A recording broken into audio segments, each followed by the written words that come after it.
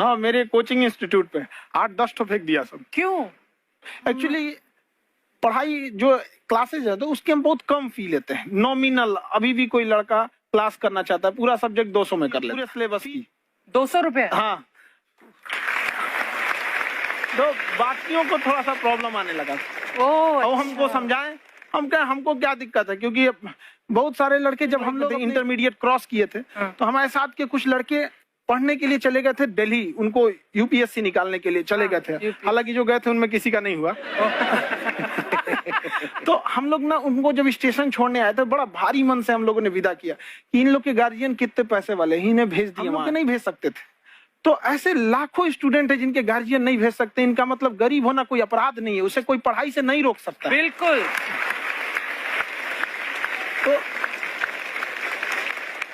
तो हमने ठान लिया था कि कभी अगर मौका मिलेगा तो उसको हम जरूर कम करेंगे। तो इस साल हमको मौका मिला, तो वो जो टफेस्ट एग्जाम है इंडिया का, यूपीएससी, उसकी इसको हम 7,500 में कर दिए। और सेम, बहुत बढ़िया, वेरी गुड।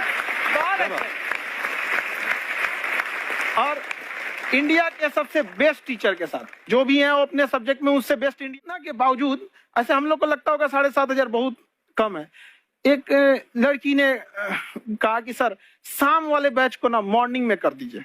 हम कहे बाबू तो इतना सबके इंडिविजुअल से तो बैच ट्रांसफर नहीं, तो क्या प्रॉब्लम है? उसने कहा ना शाम में हमको दूसरे के यहाँ बर्तन मांजने जाना होता है। तो हम लोग को लगता है कि जितना ये तकलीफ इससे कई गुना ज्यादा है। और कई बार तो ऐसा लगता है कि वो भी ना ले।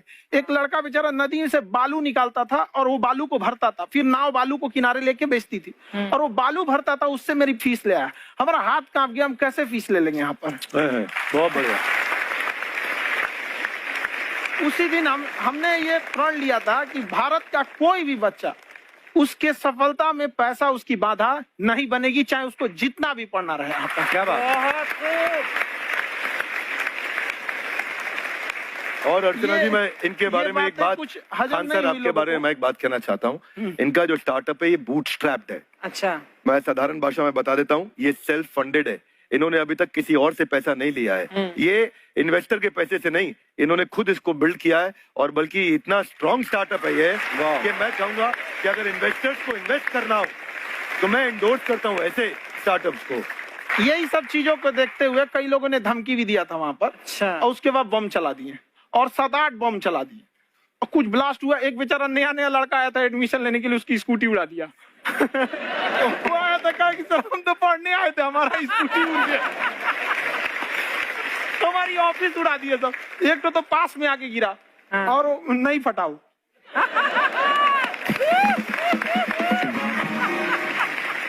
बाद में बहुत सारे लोग धमकियां दिए, लेकिन कहते हैं ना, सूरज कितना भी तेज चमक ले, समंदर नहीं सुखा सकता है। वाह वाह वाह, क्या बात है। मैम एक्चुअली ये फीस कम करने का एक और रीजन है। 2.5 लाख 3 लाख की जो फीस में सब लोग पढ़ाई एफोर्ड नहीं कर पाते। इसलिए वो कुछ ही लोग एफोर्ड कर पाते हैं, तो उनका मेंटल लेवल तो बहुत ऊपर चला जाता है। लेकिन एक पूरे देश का मेंटल लेवल थोड़ा सा स्टेबल नहीं हो पाता। तो जब फीस कम रहेगी तो हर वो लड़का तैयारी करने के लिए आगे आएगा जिसका सपना है देश के लिए कुछ करने का। सीटें लिमिटेड हैं, उन्हें को मिलेगी, लेकिन जिन्हें नहीं मिलेगी उसे मिलेगा देश का एक जिम्मेदार नागरिक। तो इस देश को बदलना। हम लोग विश्व गुरु कहे जाते थे, क्यों? क्योंकि दुनिया से लोग हमारे यहाँ पढ़ने आए थे। चाइना से ह्वेनसांग आया, फायान आया, आज कोई नहीं आता है। हम लोग का उद्देश्य एक समय आएगा जो फिर आएंगे यहाँ पढ़ने के लिए। क्या बात है। पर आप देखो अर्चना जी, सबसे ज्यादा IPS IAS बिहार से निकलते हैं। आप देखो पढ़ाई लिखाई में पॉलिटिशियन बहुत बड़े बड़े निकले हैं। अब तो ऐसा नहीं है। नहीं है, खेती करेगा तो कोई खास वो नहीं रहे, ऑप्शन भी नहीं है। सही बात है। बिहार की मिट्टी में एक चीज है, जिद तो बहुत जबरदस्त है। कुछ भी नहीं रहेगा तो सब कुछ पाने का उसको जिद रहेगा, करके भी दिखा देगा। कर देंगे हमें आपको। खान सर, हमने सुना है आप 5 स्टार में रुके थे कल, और नीचे जाके वड़ा पाव खाने गए आप रेडी पे। एक्चुअली क्या है ना कि वहां जो चीजें सीखने को मिलती है ना, खाली पेट और खाली जेब इंसान को जो सिखाते हैं वो किसी यूनिवर्सिटी कॉलेज में नहीं सिखाया जा रहा। और गरीबी बड़ा बेशरम चीज होती है। तो कहते हैं कि मौत भी तू जल्दी आया कर गरीब के घर में। कफन का पैसा भी खर्च होता है दवाइयां खरीदते खरीदते। हाय हाय हाय, क्या बात है।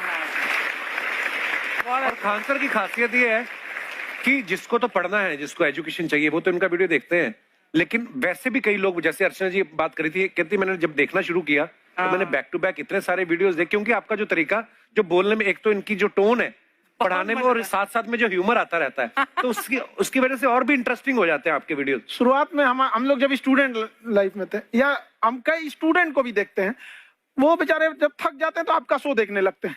तो शुरू में हमको लगता था जब कि अरे यार हमारी पढ़ाई उसके लिए है, लेकिन पढ़ाई में थक जाता है, शो देख के नहीं थक जाता। तो हमने सोचा दोनों को मिक्स कर देते हैं।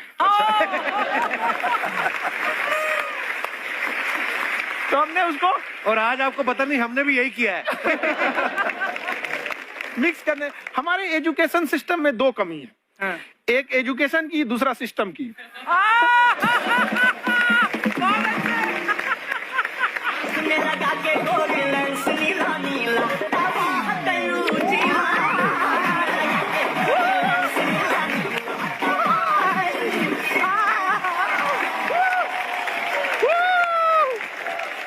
हाय, वाह, नमस्ते गुरुजी, नमस्ते विवेक जी, नमस्ते खान सर। अच्छा लग रहा है, वाह, आप लोगों से मिलकर ना अब हम मर सकते हैं।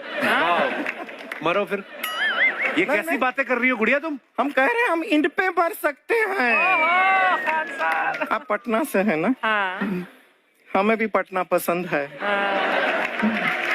बस कोई पटाने वाला चाहिए।